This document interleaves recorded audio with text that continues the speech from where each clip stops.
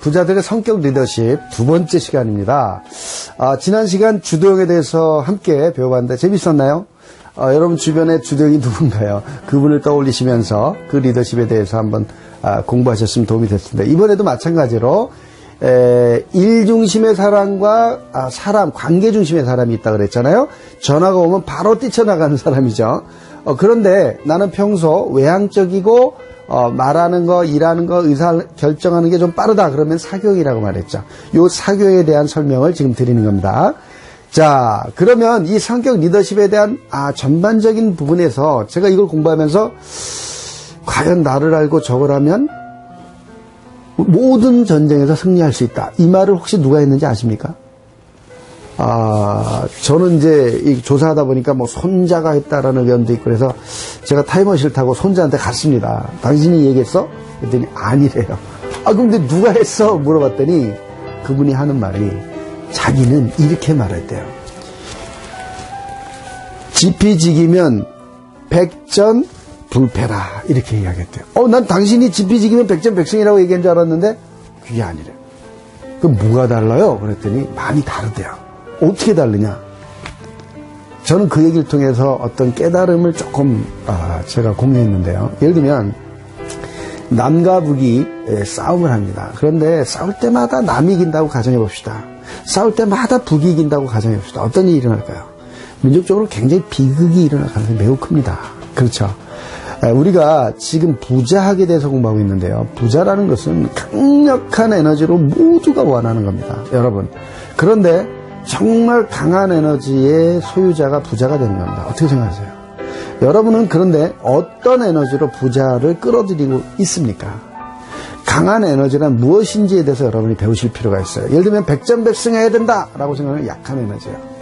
백전불패다 이게 더 강합니다. 왜 그러냐면 이미 이 시대는요 하나로 통합되어 있습니다. 이미 이 시대는요 나만 이겨야 되는 세상이 아닙니다. 나와 적을 알면 싸우지 않고도 이기지만 더 중요한 것은 싸우지 않고 이기는 것이 21세기의 리더십입니다. 동의하세요? 부자는 절대로 싸우지 않습니다. 싸우는 순간 망가집니다. 그러나 싸우지 않고 싸울 듯이 꿋꿋이 있는 그 수준, 이것도 의식으로 보면 꽤 그래도 높은 수준이라고 볼 수가 있기 때문에 그렇습니다. 이 시대에 맥힐 만한 리더십이긴 해요. 아주. 근데 정말 중요한 것은 싸우지 않고도 이겨야 되는데 여기서 한 단계 더 높은 리더십을 말씀드리자면 지피지기면 부전 2승이 아니고 상생 2승이라 라고 저는 주장하고 싶습니다. 싸우지 않고 이겨야 되는데 나만 이기는 게 아니라 모두가 이겨야 돼요. 이것이 21세기의 리더십입니다. 이것을 위해서는 나를 알고 상대방을 알고 세상을 알아야 됩니다.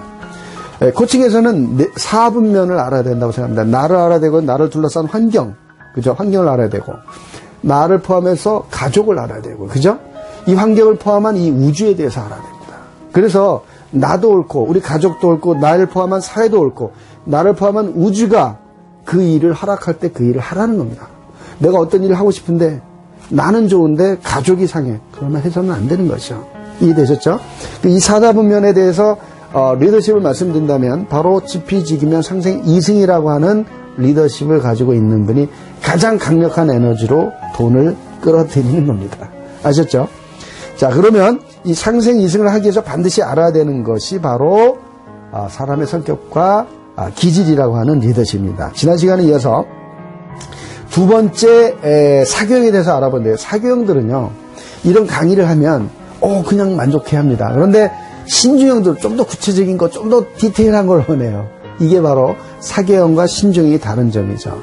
예를 들면 사회적 상호작용에서 아주 빠르게 외향적으로 예를 들면 어떤 교회에 가면 새로운 성도가 오면요 누가 먼저 가서 안녕하세요 반갑습니다 손을 내밀까요?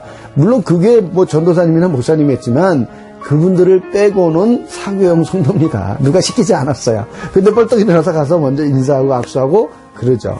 그러면 다음 주에 또 새로운 사람은 누가 갈까요? 이번에도 똑같이 사교형이 또 갑니다. 그 다음 주는 어떨까요? 또 갑니다. 자, 그러면 인간관계의 달인이라고 하는 안정은 뭐하고 있을까요? 멀거니 보고 있습니다. 그런데 왜 달인이 될까요? 인간관계는 잠시 처음 만나서 빠른 관계를 만드는 것이 승리가 아니라는 거죠. 영원히 끝까지 그 자세를 유지하는, 신뢰를 유지하는 거, 오랫동안. 이것이 인간관계가 됩니다. 나중에, 자, 그러면 사교형을 알아보는데, 사교형은 매우 빠른데 뭐에 빠르냐면은 인간관계를 만드는데 빠르다고 앞서서 말씀드렸습니다. 만나서 5분 만에 언니 동생 만드는 거죠. 만나서 뭐 얼마 안 됐는데 언니 동생 하더니 손도 잡고 막 툭툭 치면서 스킨십도 하고 그런 사람들이 있죠. 근데 만난 지 10년 됐는데 여전히 존댓말 쓰는 관계도 있어요. 신중형과 신중형이 만나면 그렇게 됩니다. 만약에 사교형과 신중형이 만나면 사교형은 말 놀라고 하는데 신중형은 되게 싫어해요. 이해되시죠? 그래서 어떤 사람에게 말을 놔도 되지만 어떤 사람은 끝까지 말을 올려주는 것이 좋은 겁니다. 이것이 나를 중심이 아니라 상대 중심의 리더십을 쓰는 것이죠. 이해되셨죠?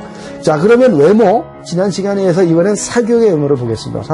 사교형, 제가 만약에 오리지널 사교형이라면 턱선이 이렇게 길어졌을 겁니다. 요거는 좀 모양이 그런데 더 정확하게는 이렇게 됩니다. 예를 들면 요거 뭐냐면 달걀을 엎어놓은 모양이 되겠죠. 그렇죠? 사교형들의 첫 번째 특징은 이 턱선이 계란처럼 뾰족하다는 것입니다. 여러분 연예인들의 얼굴 한번 보세요. 연예인들 보면 하나같이 뾰족해요. 물론 뭐 수술해서 그런 분들도 많이 있습니다만 이 턱선이 뾰족하고 가름하다는 것은 사교형의 특징을 가장 잘 드러내는 외모적 특징 첫 번째입니다. 두 번째는 뭐냐면 눈빛이에요. 눈빛을 보면 물기가 많다 적다? 매우 많다. 그래서 내 마음은 호수요가 아니라 내 눈은 호수요, 그대 저호. 그래서 빠뜨립니다. 많은 사람들을 빠뜨려요. 연예인들이 TV에 나와서 여러분의 마음을 훔친 것도 그들의 눈이 아닐까요? 그처럼 눈에 물이 많습니다. 이 물이 많다는 것은 사랑이 많다라고 표현할 수도 있어요. 가슴에 사랑 에너지를 많이 갖고 있습니다. 그래서 신중한 사람들은 이해할 수 없는 행동들을 많이 합니다. 사교형들은. 막 TV 보다가 울기도 하고 공감하기도 하고 막 화를 내기도 하고 왜냐면 남이 아니라고 생각하는 이 사랑 에너지가 많거든요. 그래서 얼굴 형태는 계란 뾰족하다. 두 번째, 입술의 특징은 제가 입술이 이 사교형 입술입니다. 얇고 근데 튀어나오진 않았는데 얇다라는 특징이 있고요. 약간 이렇게 튀어나와야 되겠죠.